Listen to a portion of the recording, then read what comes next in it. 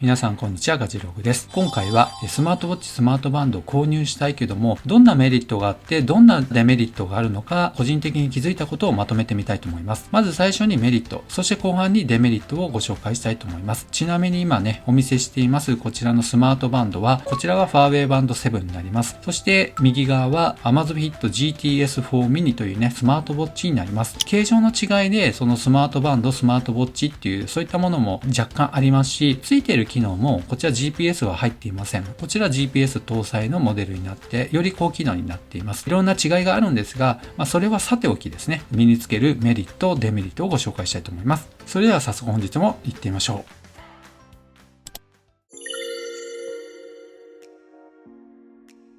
ではまず最初に個人的に感じているメリットについてご紹介したいと思います。まずその一つ目になりますけども、それは健康管理を意識するという点になります。例えばこちらの歩数、今9ってなっていますが、朝一なので全然カウントされていませんけど、まず歩数計がついていますので、朝起きてから一歩目からカウントが始まっています。その日の日付が変わるまでしっかりカウントしてくれますので、確実に何歩歩いたのかっていうのをはっきり可視化することができるようになります。そうしますとね、意外と1日でこんなに歩いていないんだっていうのをまず感じましたし、そしてすごい今日は歩いたなという感じの時はもう1万歩行ったっていうことでね、結構達成感もあったりしまして、歩くということに対してのモチベーションっていうのが結構上がりますね。またですね、睡眠のモニタリングっていうのもできるようになっています。こちらのね、Amazfit GTS4 mini でご紹介しますが、本日の睡眠データが今出ています。7時間27分というふうにね、出ています。これは自分自身でカウントすることはなかなか難しいですよね。入眠時刻が23時10分と出ていますね。ちょっと小さいんですけども表示されています。そして起きた時刻が6時39分ということですね。スコアの方も出ていますね。80点となっていますが、メーカー独自のアルゴリズムでのスコアになっていますので、あまりね、細かいことはさておき、とにかく7時間27分睡眠しましたよといったデータが取れています。こういったことによって今日は寝れてないなと思ったとしても意外と寝れているっていうこともわかります。逆にたくさん寝たなと思ってもね、意外と少なかったっていうこともあるかもしれませんので、実際の睡眠データを可視化してくれるっていうのはいいなと思いました。そしてさらにですね、アプリの方でも確認できますが、こうしたね、本体でも確認できます。浅い眠りの時間、深い眠りの時間とかね、いろんな睡眠の質の部類になりますけども、このようにね、表示する機能もついています。これはメーカーによっては変わってくる部分にはなります。こうしたですね、睡眠データを知ることによって、いくらかでもね、安心することができるんじゃないかなと思いました。自分のね、睡眠の質もそうなんですけども、寝れてないと思っても意外と寝れてるとかね、そういったことがはっきりわかりますので、安心感が得られるという意味でもいいのかなと思います。そしてですね、次の点になります。それはですね、バイブによる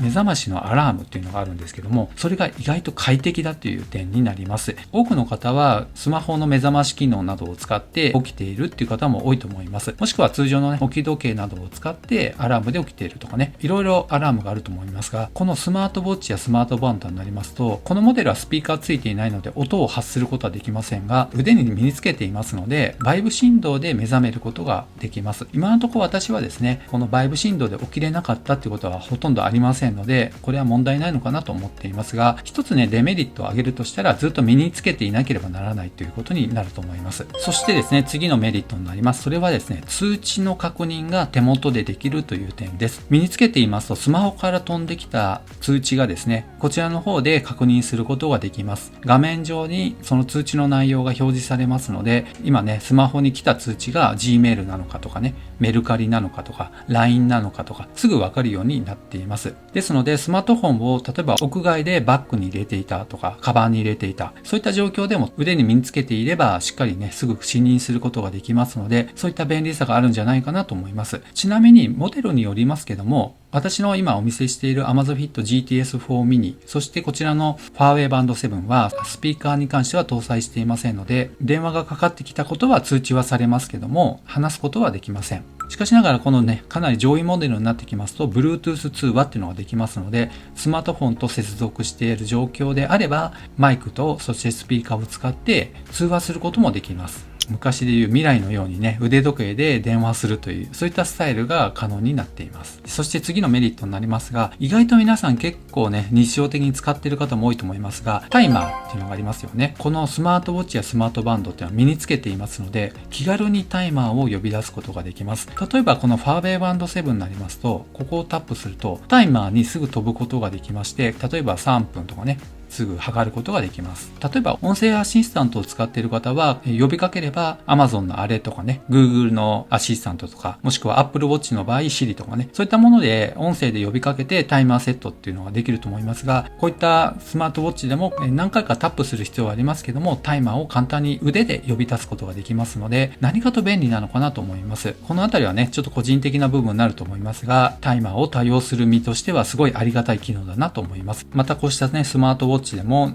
ここ長押しすると簡単にタイマーを呼び出せるように設定していて、こうやって簡単にタイマーを起動させることができます。タイマーをよく使う方にとってはスマートウォッチっていうのはすごく使いやすいんじゃないかなと思います。はい。というわけで、スマートウォッチ、スマートバンドを使っていて、メリットと感じる点についてご紹介しました。他にもね、いくつかあると思いますけども、目立った点についてね、ご紹介しています。では、この後はね、デメリットの方もちょっと考えてみましたので、お伝えしたいと思います。まずその一つ目になりますけど、最初何と言ってもですね、最初の設定が非常に面倒だっていう点になります。そもそも初期設定っていうのはスマートフォンがないと設定することができませんので、このスマートウォッチやスマートバンド単体で使うことはできません。ここはね、ちょっと気をつけないといけない部分になります。スマートウォッチ、スマートバンドはスマートフォンにアプリをインストールして初期設定をするっていう形になります。そのあたりはスマートフォン苦手だなっていう方、電子機器に苦手意識を持っている方にとっては最初の難関になるのかなという感じにはなります。そして次の点になります。それはですね、当然ながら常時腕に身につけていないとメリットが薄れるという点になります。今ね、腕につけてみましたけども、結局のところずーっとつけているっていう状態になりますね。24時間ほぼつけています。個人的に外す状況っていうのはもうお風呂に入る時以外ほとんどないなという感じですね。例えばね、こういった睡眠のモニタリングもそうですし、またこういったね、心拍数の測定もそうですし、血中酸素の測定などもありまして、こういったものは全て身につけていないとデータを取ることができません。ですので、常時つけているっていうのが一つデメリットかなと思いますが、逆に言えばつけているからこそデータを取得することができるというわけですので、この辺はね、どう考えるかっていうのは人それぞれかなと思います。個人的にはですね、もう慣れてしまっているので、つけていないと逆にね、落ち着かないっていう感じもなります。初めてね、こういったスマートウォッチをつけた時、睡眠モニタリングのデータを取りたい時ですね、やっぱり身につけていないと睡眠モニタリングできないわけですので、かなりね、ちょっとここ違和感がありましたが、だいたいそうですね、1週間もつけていればもう何にも気にならなくなりました。はっきり言っても身につけていることが当たり前なので、腕と一体化するような感覚にはなっています。最近はですね、こういったスマートバンドもそうですし、非常に軽量になって装着感なんかこのバンドすごくいいので、やっぱお店とかで装着してみて、自分に合ったスマートウォッチやスマートバンドを選んでいくっていうのがいいのかなと思います。そして次のデメリットになります。それはですね、今残量がこちら 39% になりますね。そしてこちらに関しましては、ここね、パワー 34% と出ていますが、バッテリーの管理がどうしても必要になってきます。このあたりを面倒くさいと取るか、もしくは2週間ぐらい持てば十分だよっていうことであれば、スマートウォッチ、スマートバンドは多分使い続けることができるかなと思います。1日しか持たないとかね、2日しか持たないっていうことであると、頻繁に充電しないといけないので、充電の機会っていうのがなかなかずっとつけているわけですので、ないわけですよね。ですので、お風呂に入った時にしか充電できないとかね、充電時間が長いモデルになると2時間とかっていうのもありますので、そのあたりね、バッテリー充電をするタイミングっていうのがなかなかないのかなというふうには思います。とはいえ、1回充電で満タンまで2時間かかったとしても、2週間使うことができれば、その辺は自分の使用環境に合わせてですね、バッテリーが毎日充電でもいいのか、もしくはやっぱり2週間ぐらいに1回ぐらいの方がいいのか、その辺は最初ね、ちょっと考えておく必要があると思います。そうするとどういったモデルがいいのかっていうのがだいぶ絞られてくるのかなと思います。そして次のデメリットになります。それはですね、先ほど通知は便利だよとお伝えしましたけども、何かの作業に集中している時には、やっぱりね、煩わされるっていったデメリットもあると思いました。例えば私の場合になりますが、動画編集をして結構集中してね、こういった動画でもそうなんですけど、カットしているんですよ。その時に何かね、Gmail とかね、メルカリとかね、そういったものが来ると、気がそちらの方に移ってしまうので、やっぱりね、集中力が途切れてしまうなといったことが結構あります。この辺は通知の設定の方で、このアプリはオフにするとかね、できますので、使いながら本当に必要なものだけオンにするとか可能になりますので、最初はね、いろんな通知がバンバン来てしまうと思いますので、そのあたりは設定次第なのかなという感じはしますが、集中力を削ぐ場合もあるってことを踏まえておく必要があると思います。そして次のデメリットになります。それはですね、こういったね、やっぱりどうしても小さな画面になりますので、操作が大変っていうことになりますね。この画面はね、ほぼスクエア型になっています。こちら長方形な感じですね。どちらかというと Apple Watch みたいなデザインですね。例えば、こちらのスマートバンドを見ていただきますと、こんな感じで操作します。比較的アイコンは大きめになっているので、タップの間違いっていうのはないのかなという感じはします。こんな感じで全て文字とアイコンで表示されていますので、タップのし間違いっていうのはそんなないのかなとは思います。ただ、この画面じゃね、ちょっと小さいよっていう方も多いと思いますので、そういった方は少しでも見やすいものを自分の目で見てお店で確認することによって選んでいった方がいいのかなと思います。タップするときもこういったところをね、やると、そのアプリが起動するようになっていますので、この辺はちょっと慣れなのかなという感じはしますね。